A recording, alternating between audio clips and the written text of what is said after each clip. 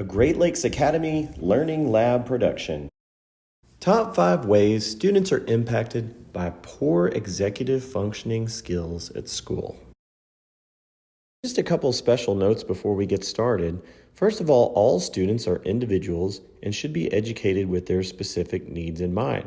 Just remember what works for one student might not work for another student. Also, students with learning differences, autism, ADHD are commonly impacted, but all students benefit from learning executive functioning skills. Executive functioning, it can be thought of as the boss of the brain, and that is because it governs over things that are really important, especially for students in the classroom, like being organized, helping them manage their time, self-starting on assignments and remembering details, and a few other things. But our students that are on this autism spectrum and our students who have ADHD, they often lack these skills. And the good news is that we're going to talk about today is that you can help them improve. You can coach them, and over time, they can improve these deficits to help them in the classroom. Many of us have had students who have trouble regulating, right? Self-regulation. It has to do with impulses, emotions, and it can, when a student is dysregulated, it can cause disruptions in the class and really kind of throw off the learning, especially for them and sometimes that of others. So what we want to do is we want to be able to teach strategies to manage stress and anxiety. That could be as easy as something like, deep breathing techniques or counting down from 10, or even a popular strategy today is to use a cool off corner where the student can spend some time. Also, I've always been a big fan of movement breaks. Like if I'm giving instruction and it's not, distracting anyone, then might have a student pacing at the back of the room. Also might have flexible seating options like a wobbly stool. And if the child prefers to stand up and type or write or do their work or read, I'd say go with it. If it's beneficial to them and it's working, then it's a good trade-off. Another thing would be like a simple fidget. I've got a couple of things here, like kind of squishy or like texture smooth. Here we have like a little squishy brain thing.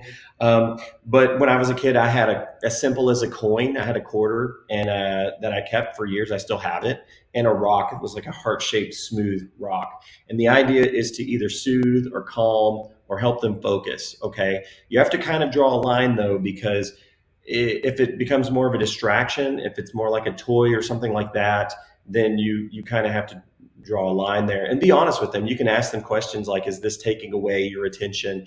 Okay, let's find something that might be a better fit for a fidget for you. But use those things, put those things into play, and you will undoubtedly see some success. You could probably imagine that having a weak working memory in a classroom would make things pretty difficult, right?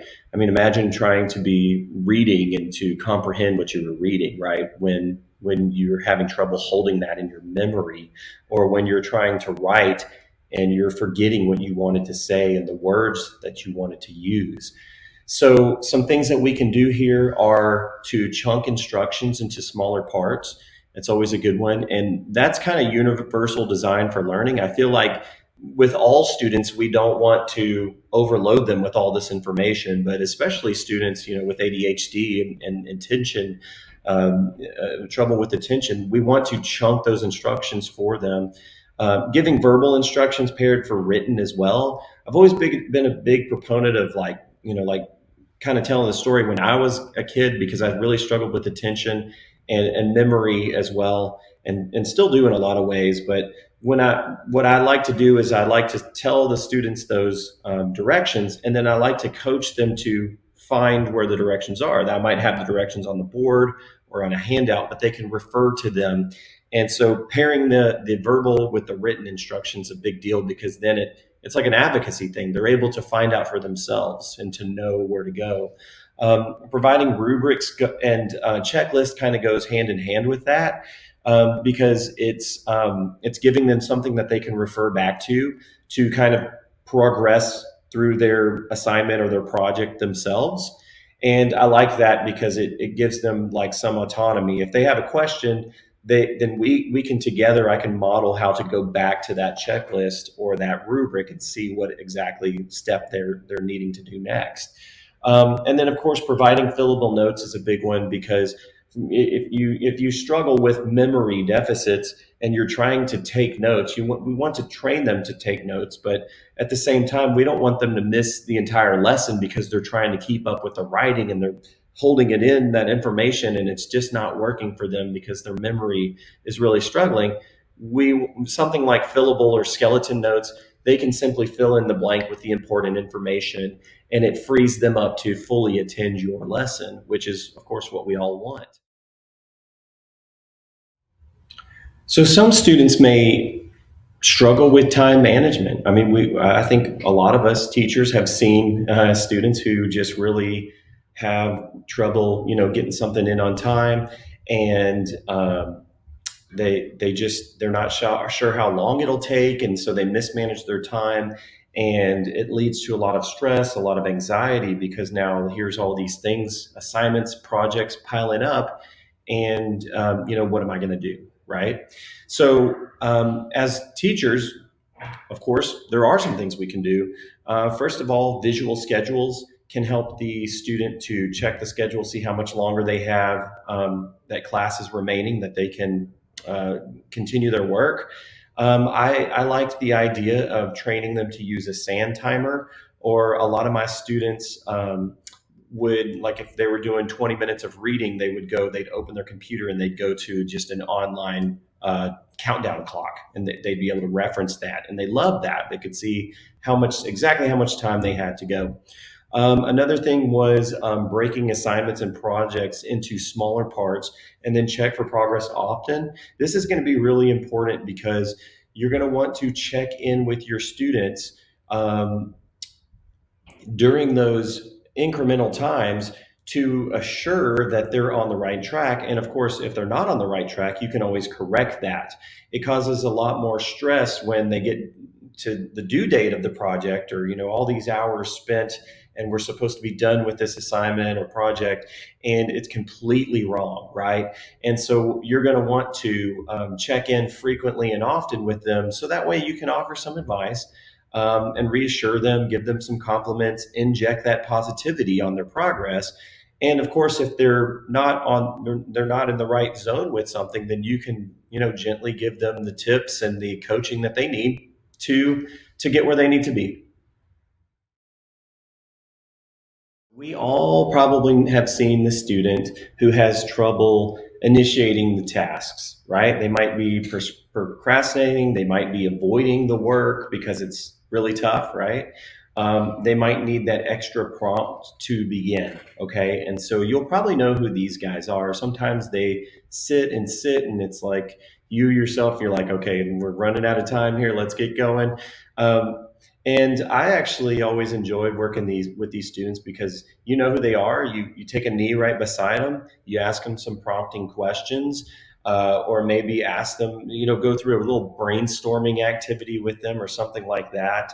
But I think that checking in with them is a big thing. That's one of the things that we're looking at, that we can do. Another thing would be to just simply promote self advocacy, right? The ability to just say, you know what, teacher, I'm stuck, right? And I love that. And if you get that, please do compliment that. Tell them, I love the way you asked for help. It means you're really smart. It means that you realize that you're having a little trouble, and you did the smart thing. You reached out for help, and I'm your guy. So here we go, right? And so another thing would be, when you're doing this, just stay positive, get in there with them, act like it's a team. You don't want to give them the answer when you're doing this. You want to guide them the right way, kind of just point them in the right direction, so to speak, because, you don't want to take away from their learning. You want to guide them in the right way, to get them started. And most of them, I've always noticed that once I get them going, I'm good to go. I'll just check in with them and see how things are, if we're progressing, and if we are, we're good. And if they need a little prompt or a little assistance here and there, then that's fine too. We've made it to number one, and it's organization. Organization is really near and dear to my heart because when I was a child, I had a lot of struggles with it. And now that I'm an adult, it took me a lot of time and a lot of practice, but I feel like I'm really well organized. And so I struggled so much that it's something that I really want to help teachers with. I want to help kids with that as well. So, of course, we know what it looks like students who forget things, they don't have their assignment, something's incomplete, and these things lead to lower performance in the classroom. So some things that we can do is use organizational aids and strategies. It might be as simple as a binder with color coded, for each subject dividers. Um, Modeling organization in the classroom is going to be really important as well. That's a powerful tool. And emphasizing the benefits of that, showing them how they can do A, B, and C. I used Google Calendar to keep track of everything as a teacher and still do to this day. And so I showed them how to use that, and I had them put their test into Google Calendar, and it was good for them, and it was also good for accountability when that parents could see when their tests were, and they could refer back to it and set a reminder for it and things like that. And I even had them add study times as well. Another thing would be being consistent with organization. It's not something we want to abandon. It is really tough because sometimes you get those kids who just struggle with it, and we're trying to build it as a habit, and it doesn't always stick the first time.